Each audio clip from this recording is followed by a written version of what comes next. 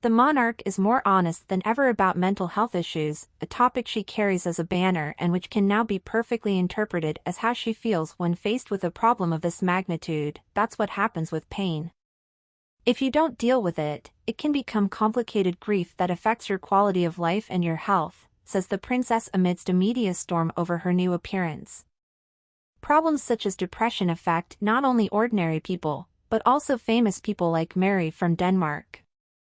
She admitted this herself on a walk on the beach with doctor and TV presenter frederik. We all need help from time to time, she emphasized, considering it very important not to let others define you and what you are.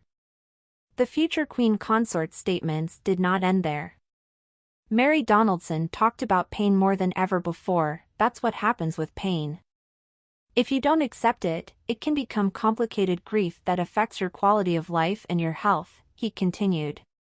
Her words could have been a perfect fit for the situation she was experiencing because of the controversy involving her husband, but nevertheless this interview was recorded before everything happened, and the princess was conducting this reflection without knowing what would happen next. Tardar first revealed the content of Princess Mary's first interview in the midst of the storm. Grief is something we carry with us, she said. For Christian's mother from Denmark, life is about failing and moving on. We think too much about what other people think and feel. I wish we could get rid of that a little, he concluded. With her statements, Frederica de Denmark's wife demonstrates the importance of self-worth in her life and leaves behind comments that can cause negativity. The loyal support of the Danish royal house to the princess in the midst of the scandal. Maria of Denmark's speech received the support of the royal family.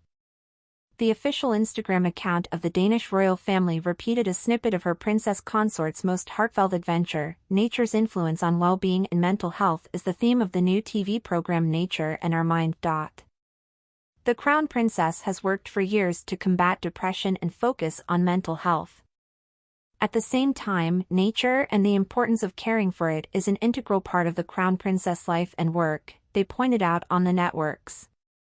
Since Federico's relationship with Genoveva was aired and the whole scandal came to light on November 8, we've barely seen Mary. In fact, he has attended only 3 official events since then, 2 of them without the presence of the press. The institution is thus designed to protect Prince Federico's wife at one of the most delicate moments of her life, and as the local press notes, her marriage hangs on the balance. Proud of its participation in this television format that has raised so much anticipation both in his country and in ours, which speaks of nature and mental health, the Danish royal house does not hesitate to promote the program along with an explanatory text about what can be seen in the documentary, where Mary will be chatting animatedly with 3 strangers who have gone through a very difficult phase. What no one expected was that the same text states that Mary Donaldson suffers from a disease that is so little talked about. In fact, numerous studies suggest a major epidemic in the country, especially among women between the ages of 35 and 50 with family responsibilities. The crown princess has worked for years to combat depression and focus on mental health, they quote verbatim, without giving any further information about it.